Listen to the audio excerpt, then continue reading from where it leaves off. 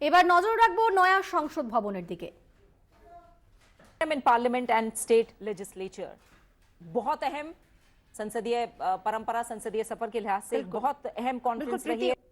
Discipline और decorum की बात करें, डेकोरम को लेकर रही है 2001 में। 200वां सेशन राज्यसभा का 2003 में, उसका साक्षी ये सेंट्रल हॉल रहा है।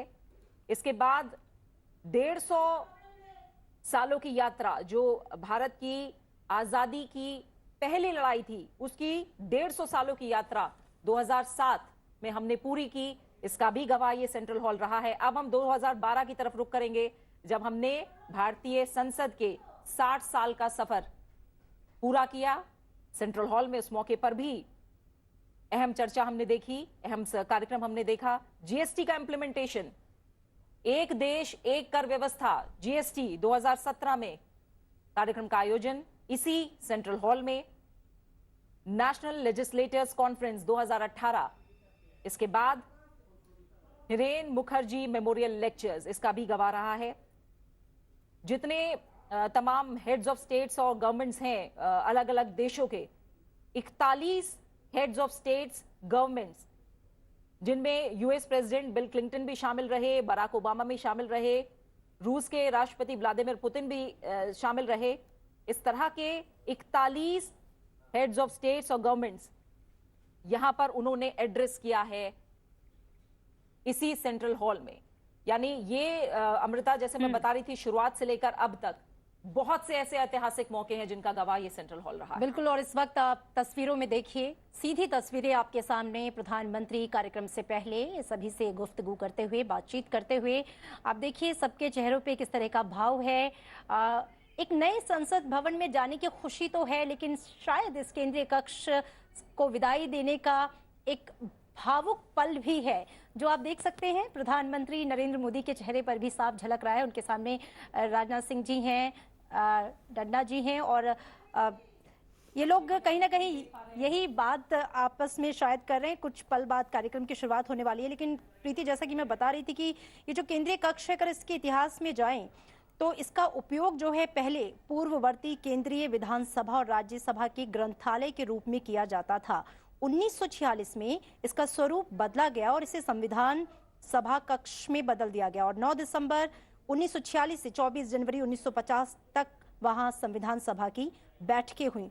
और मौजूदा समय में हम लोकसभा अध्यक्ष भी अब देख पा रहे हैं, ओम बिरला, वो भी प्रधानमंत्री के साथ यहाँ मौजूद हैं और सभी का अभिवादन यहाँ पर वो कर रहे हैं। अमृता, लेकिन प्रीति, अगर मैं बॉडी लैंग्वेज देखूं, आप देखिए ये सभी बड़े लीडर्स जो हैं एक साथ खड़े हैं, बातचीत कर रहे हैं, चेहरे पे खुशी है और एक उत्साह भी है, उमंग भी है, जोश भी है। लेकिन शायद कहीं ना कहीं इस केंद्रीय जो कक्ष है या ये जो संसद का पुराना भवन है, इससे विदाई लेने का एक भावुक क्षण भी है। और ये जो फीलिंग्स हैं मिली जुली, प्रीति, हम चेहरों में देख सकते हैं। जो लीडर्स हमारे इस वक्त दिखाई दे रहे हैं तस्वीरों में। मैं केंद्रीय कक्ष की बात कर रही थी, चूंकि इसका उपयोग, अपने दर्शकों को बता दें कि दोनों सभाओं की संयुक्त बैठकें आयोजित करने के लिए किया जाता है। अब तक लोकसभा के प्रत्येक आम चुनाव के बाद प्रथम सत्र के आरंभ होने और प्रत्येक वर्ष पहला सत्र आरंभ होने पर राष्ट्रपति केंद्रीय कक्ष में उपराष्ट्रपति और राज्यसभा के सभापति संबोधित करते हैं। उपराष्ट्रपति और राज्यसभा के सभापति जगदीप धनखड़ का भी आगमन हो चुका है। अब बस कुछ ही पलों का इंतजार, ठीक 11 बज गए हैं और अब इस कार्यक्रम की शुरुआत होने जा रही है।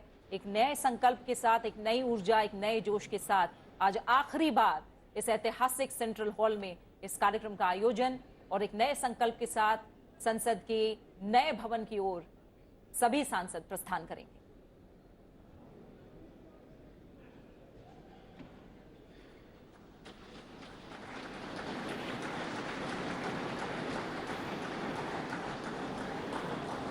कार्यक्रम का शुभारंभ राष्ट्रगान के साथ।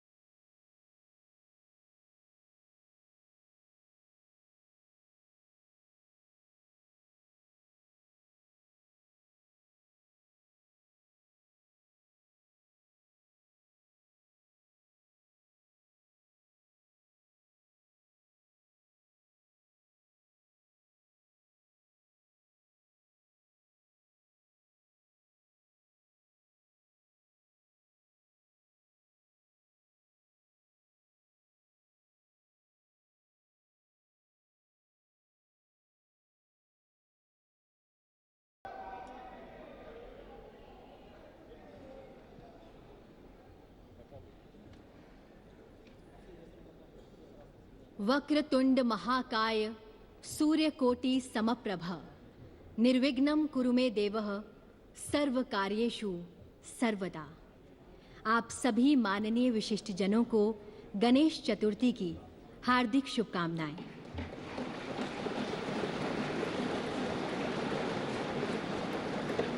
आज का दिन इतिहास के सुनहरे पन्नों में अंकित होने का दिन है। यह दिन परिवर्तन का है, एक नए शुभ आरंभ का, पुरातन से नवीनता की ओर बढ़ने का, परंपराओं को साथ लिए आधुनिकता के साथ कदम ताल करने का। और इसी पल को एक साथ जीने के लिए हम सब एकत्रित हुए हैं संसद के ऐतिहासिक केंद्रीय कक्ष में। आप सभी माननीय विशिष्ट जनों का हार्दिक स्वागत, अभिनंदन एवं शत शत वंदन।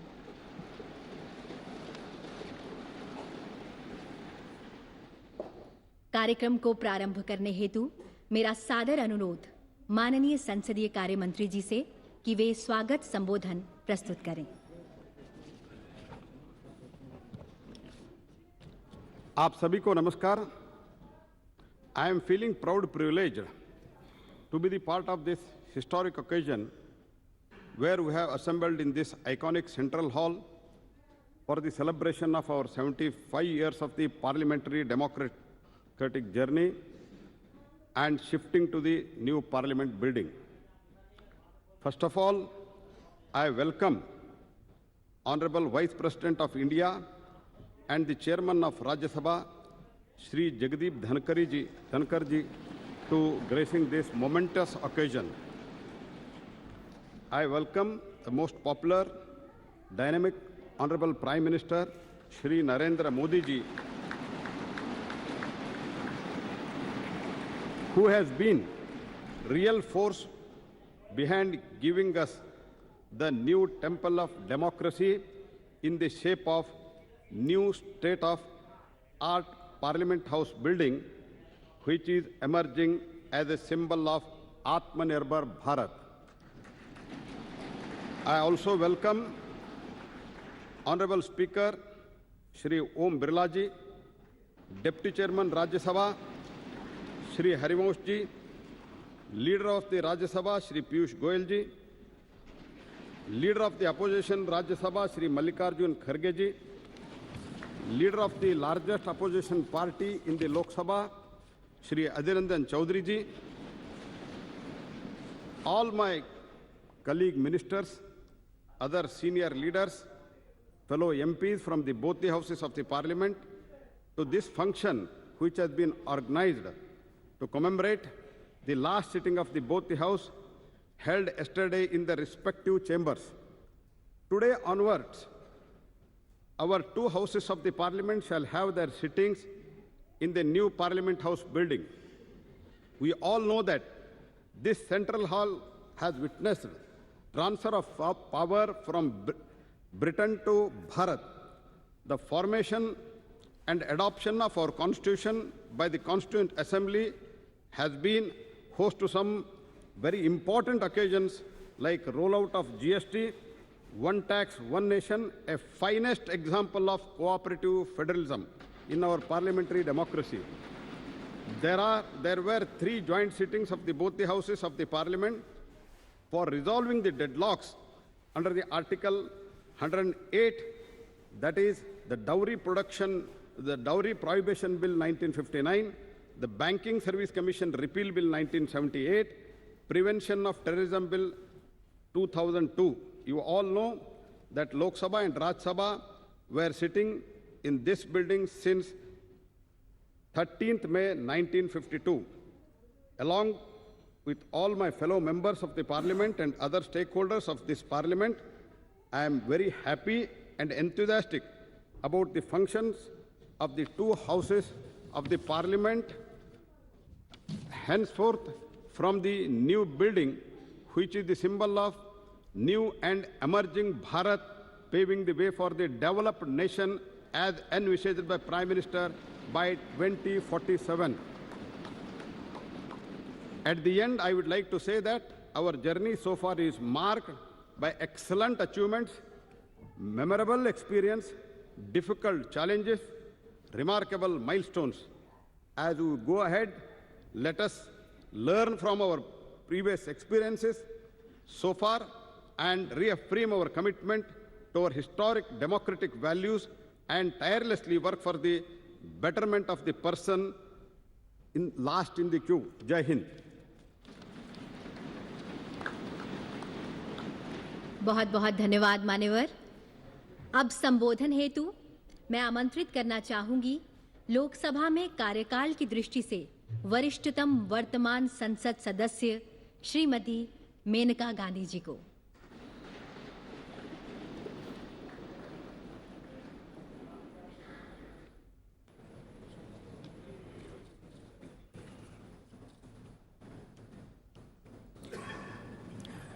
Honorable Vice President, Chairman of the Rajya Sabha, Honorable Speaker, Honorable Prime Minister, Ministers, and esteemed colleagues of this distinguished House. Actually, I'm as surprised to be here as you are to see me. This is a historic day today. I'm proud to be part of this historical moment when a government under the leadership of Prime Minister Shri Narendra Modi ji has undertaken to repair the deep-rooted asymmetry and to give an equal share in India's future to all of us women. I'm grateful for the honor you have given me of speaking about my years in Parliament. We are going to a new building, and hopefully this grand edifice will reflect the aspirations of a new Bharat. Today,